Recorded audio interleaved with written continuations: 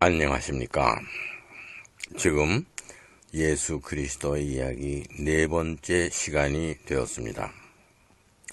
지난번 세 번째 시간에는 예수님께서 광야에 나가서 시험을 당하신 광경에 대해서 설명드리는 것으로서 비교적 짧은 그 말씀을 드렸습니다.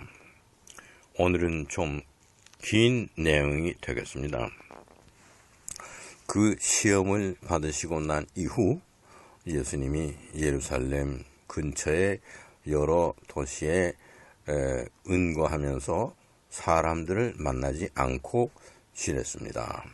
그 이후에 갈릴리 해변가에 나가셨습니다. 거기에서 베드로를 비롯한 12 제자들을 택하게 됐습니다. 택했다는 것보다는 만나게 되었습니다. 그래서 12 제자와 함께 그 생활을 함께 했습니다. 그 얘기는 숙식을 함께 했죠. 그랬는데 그 예수님께서 제자들과 함께 산에 올라가서 사람들이 모여들었습니다.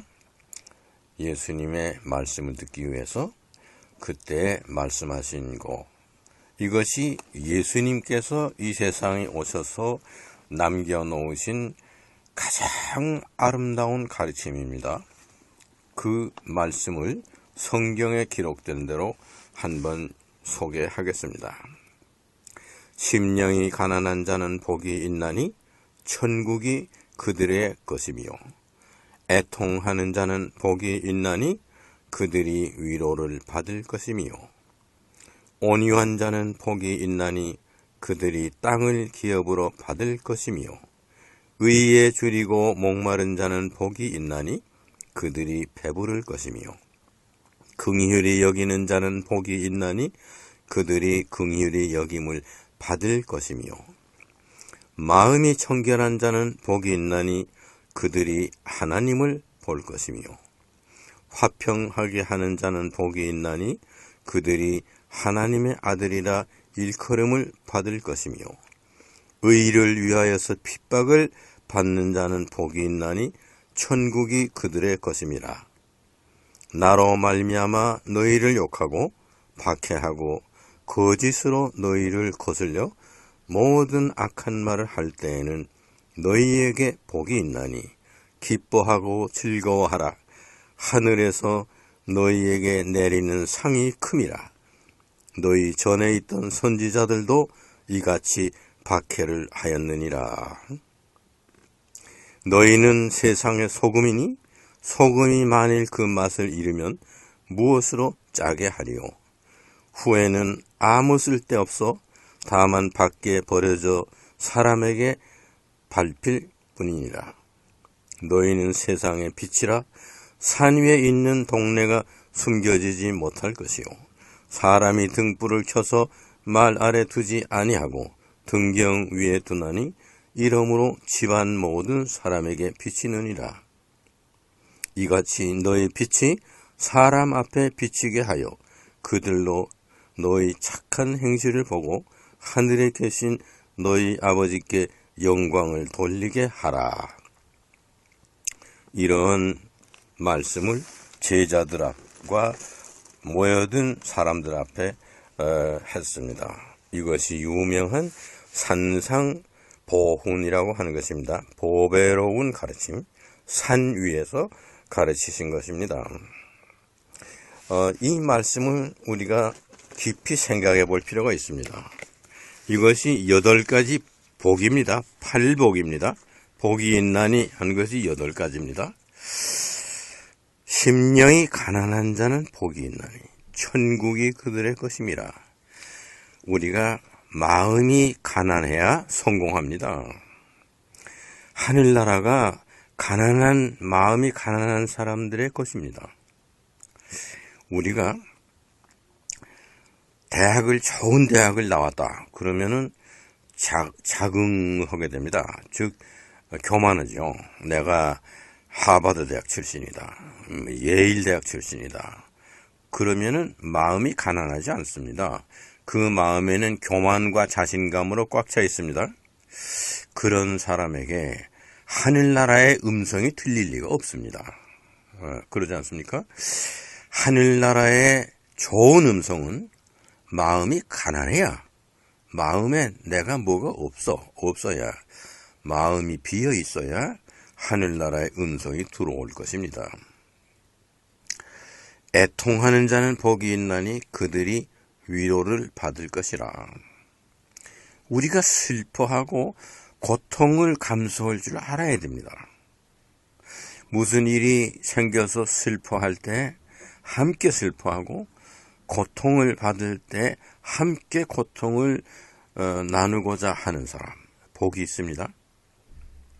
그 사람들은 언젠가는 위로를 받게 됩니다. 온유한 자는 복이 있나니 그들이 땅을 기업으로 받을 것이라. 온유하다, 따뜻한 사람입니다. 따뜻하고 부드러운 사람입니다. 마음이 따뜻하고 다정다감하고 부드러운 사람, 그런 사람들이 땅을 기업으로 받는 것입니다. 그저 욕심 많고 나쁜 생각만 하고 하는 사람이 땅을 가지고 있으면 그 얼마나 그 땅을 가지고 나쁜 짓을 하겠습니까? 우리가 온유해야, 따뜻하고 부드러운 사람이 되어야 우리는 우리에게 큰 재산이 맡겨질 수가 있는 것입니다. 의에 줄이고 목마른 자는 복이 있나니 그들이 배부를 것이라. 우리가 나쁜 짓을 해서라도 어디서 돈을 가져다가 배불리 먹으면 우리가 배가 부르다. 우린 그런 존재가 아닙니다. 그렇게 하는 것보다 차라리 배가 고프더라도 우리가 선한 생각을 하고 선한 방법으로 우리가 아주 적은 음식을 먹고 서로 배가 부를 수가 없는 소식을 하고, 목이 말라도 마실 물도 별로 없는 그런 상태지만 우리는 배부름을 항상 느낄 수 있습니다. 나는 6.25 날릴 때 그랬습니다. 먹을 것이 없고 마실 물이 없었습니다. 그래도 목마르지 아니하고 그래도 배고프지 아니한 체험이 있습니다. 마음이 청결한 자는 복이 있나니 그들이 하나님을 볼 것이라. 우리가 모든 그 아름다운 사물이 아주 맑은 호숫가의 표면에 그 투영되는 것을 많이 체험합니다. 그것이 우리가 마음이 아주 깨끗한 호수의 표면과 같으면 하나님의 모습이 거기에 투영될 수 있습니다. 하나님의 모습이 투영되지 못하는 이유는 우리 마음이 깨끗하지 못하기 때문입니다. 마음이 깨끗한 자는 복이 있나니 그들이 하나님을 볼 것이라. 하나님의 영상이 그들 마음에 투영될 것이라. 그런 얘기입니다. 화평케 하는 자는 복이 있나니 그들이 하나님의 아들이라 일컬음을 받을 것이라.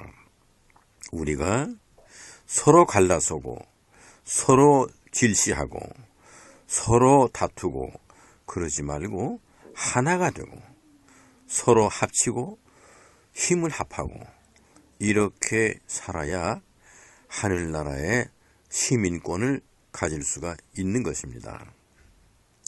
의를 위하여서 박해를 받는 자는 복이 있나니 천국이 그들의 것임이라.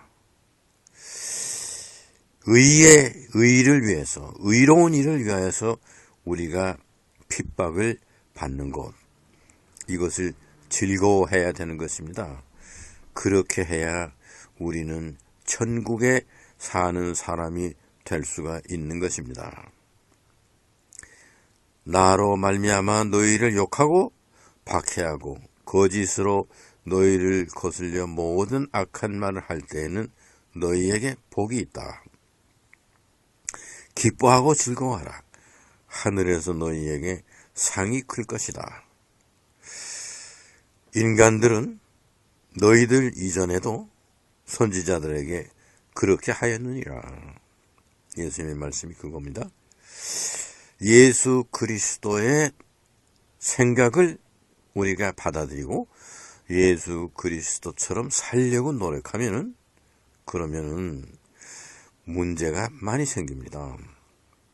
손가락질하고 욕하고 아주 압박을 받고 그런 일들이 생깁니다. 또 아주 비방하고 나쁜 놈이라고 그러고 사기꾼이라고 그러고 그런 말을 듣게 됩니다. 그렇게 할 때에는 오히려 너희들에게 복이 있을 것이다. 하늘에서 그러한 너희들에게 상이 내려질 것이다. 예수님의 말씀입니다. 그래서 제자들과 그 주변에 모인 사람들에게 말씀하셨습니다. 그리고 소금과 등불의 비유를 말씀하셨습니다. 소금이라고 하는 것은 자기가 희생되는 존재입니다. 소금은 녹아야 짜게 할 수 있습니다. 우리가 김장을 담을 때 소금이 녹지 않고 모래처럼 그냥 있으면 그건 김치의 맛이 들지 않습니다. 소금이 녹아서 자기의 형체를 없애버릴 때 좋은 일이 생기는 겁니다.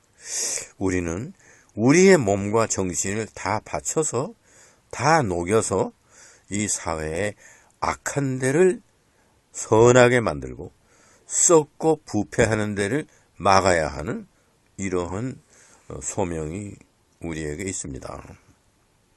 예수님은 그런 것을 가르치셨습니다. 너희들이 그렇게 살아라. 어두운 데를 그 속에 어두움과 함께 악한 하는 짓을 하지 말고 오히려 불을 켜서 어두운 데를 밝힘으로써 악한 것이 드러나지 못하고 선한 것이 드러나는 그러한 일에 앞장서라. 그것이 예수님이 말씀하신 겁니다. 여기에 그 복이 있나니 이 말씀을 예수님이 하시고 12 제자들 앞에서 그리고 그 주변에 모인 사람들 앞에서 어느 산 위에서 가르치신 첫 번의 교훈입니다. 예수님께서 요단 강가에 나와서 세례 받으시고 40일 동안 광야에 나가서 명상하시는 중에 시험을 당하시고 그리고 나서는 12 제자들을 택하고 그 12 제자들과 함께 생활하시면서 어느 산에 올라가서 무리들 앞에서 처음으로 가르치신 내용입니다. 이 예수님의 가르치신 이 내용이야말로 보배로운 가르침입니다. 그래서 산상보훈이라고 얘기합니다. 또는 산상수훈이라고도 얘기합니다. 아주 빼어난 우수한 가르침이다. 어느 산 위에서 그런 겁니다. 그러면 다시 예수님 이야기의 처음 된 내용을 다시 한번 말씀을 드리겠습니다. 왜 하나님이 인간이 되지 않으면 안 되었는가? 왜 말씀이 육신이 되신 것인가?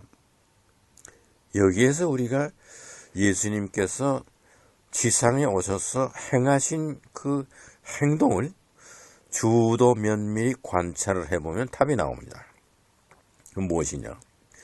요단강가에서 세례를 받았다는 것은 회개하는 것입니다. 뭐를 회개하는가? 하나님의 법칙이 준수되지 아니한다. 그것은 하나님의 제1법칙은 75%와 25%입니다. 이 하나님의 비율이 지켜지지 아니한다. 그 다음엔 모든 존재하는 값진 존재, 그 4%입니다. 전체. 그것을 지키기 위해서 96%의 숨은 데서 보이지 않는 데서의 노력이 필요한 것이다. 그것이 하나님의 두 번째 법칙입니다. 그런 것들이 준수되지 아니한다. 그겁니다. 그래서 불가불 하나님이 인간이 되셔야 하고 말씀이 육신이 되셔야 하는 겁니다. 그러면은 예수님께서 제일 처음으로 어느 산에서 가르치신 내용, 이거는 무엇인가? 즉 말씀의 두 가지 내용은 예술과 예술성과 가치, 이거를 선포하신 내용입니다. 전부 복이 있나니 하는 이 얘기는요, 이거는 예술성과 통하는 얘기입니다. 심령이 가난한 자는 복이 있나니 천국이 그들의 것이며, 애통하는 자는 복이 있나니 그들이 위로를 받을 것이며, 온유한 자는 복이 있나니 그들이 땅을 기업으로 받을 것이며, 의에 줄이고 목마른 자는 복이 있나니 그들이 배부를 것이며, 긍휼히 여기는 자는 복이 있나니 그들이 긍휼히 여김을 받을 것이며, 마음이 청결한 자는 복이 있나니 그들이 하나님을 볼 것이며, 화평하게 하는 자는 복이 있나니 그들이 하나님의 아들이라 일컬음을 받을 것이며, 의를 위하여 핍박을 받는 자는 복이 있나니 천국이 그들의 것임이라. 이것은 아름다운 노래입니다. 그러지 않습니까? 이 자체가 예술입니다.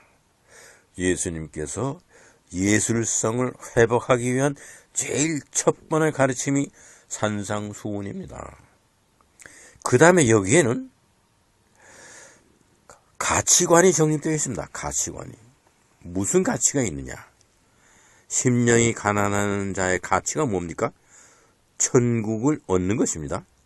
애통하는 자의 가치가 무엇입니까? 위로를 받게 되는 겁니다. 온유한 자의 가치가 뭡니까? 그것은 땅을 기업으로 받는 것입니다. 의에 줄이고 목마른 자의 가치가 뭡니까? 그들이 배부르게 되는 것입니다. 긍휼히 여기는 자는 복이 있다. 그들의 가치가 뭡니까? 긍휼히 여김을 받게 되는 것입니다. 마음이 청결한 자는 복이 있다. 그들에게 부여되는 가치가 뭡니까? 하나님을 보게 되는 것입니다. 화평하게 하는 자는 복이 있다. 그들이 하나님의 아들이라 일컬음을 받을 것임이라. 하나님의 아들이라는 명명, 그것이 가치입니다. 높은 가치입니다. 의를 위하여 박해를 받는 자는 복이 있나니 천국이 그들의 것임이라. 우리가 천국을 얻는 것처럼 가치 있는 일이 어디 있겠습니까? 이 산상수훈은 그대로 다 없어진 예술성을 되찾고 전락된 가치를 다시 제자리로 올려놓는, 완전히 전락돼서 없어졌어요. 그 가치를 다시금 가치의 자리로 올려놓는 이러한 예수님의 가르침이라 생각되는 것입니다. 그러면 예수님께서 이 세상에 오신 것은 말씀으로 우주가 창조됐다. 그 말씀의 내용은 예술성과 가치관이다. 저 그런 말씀을 드렸습니다. 예수님께서 요단강가에 나와서 세례를 받으신다. 그 세례 받으실 분이 아닙니다. 예수님이 회개하실 내용이 없어요. 이 세상에서 잘못된 거 우리 인간들이 회개해야지 예수님이 회개하실 분이 아닙니다. 그런데 그분이 겸손하게 회개의 징표인 세례를 요한으로부터 받으셨습니다. 그리고는 광야의 한적한 곳에 나가서 명상하고 뜻을 세우고 내가 이 지상에서 무엇을 해야 할 것이냐 하는 데서 악마의 시험이 들어왔습니다. 그 악마의 시험을 이기는 거, 이것은 만인이 배워야 하는 그 교훈입니다. 하나의 샘플 케이스입니다. 우리 인간에게 주어지는, 누구에게나 주어지고 언제나 일어나는 그런 시험입니다. 돈을 많이 벌고, 누가 무슨 얘기하면 그 시험해봐야 되고, 그리고 한 번만 불의와 타협하면은 온 세상을 얻는 것인데, 이런 유혹은 어느 때나 어느 사람에게나 다 생겨나는 그런 유혹입니다. 일반적인 유혹입니다. 이것을 예수님께서 어떻게 물리치셨느냐. 이것은 우리가 어떻게 살아가야 되느냐 하는 것에 대한 샘플을 보여주신 겁니다. 그 다음에 가르치신 것은 전락된 가치를 다시 회복하고 잊혀진, 없어진 예술성을 다시 높인다. 이것이 산상수훈의 내용입니다. 그러면 예수님께서 이 세상에 오신 것은 준수되지 아니하는 하나님의 법칙을 지키도록 하기 위한 것이고, 그 다음에는 말씀으로 창조된 이 세상, 그 말씀은 내용이 예술성과 가치관입니다. 이 예술성과 가치관이, 말씀의 내용이 보이지 아니하고 이 세상에서 소멸되고 사라져버리고, 이러한 세상에 오셔서 다시금 예술성을 되찾고 가치관을 확립하는, 그러므로서 말씀의 두 가지 내용을 우뚝 세우는 이러한 일을 하시기 위해서 첫 번에 가르치신 산상수훈이 바로 그런 겁니다.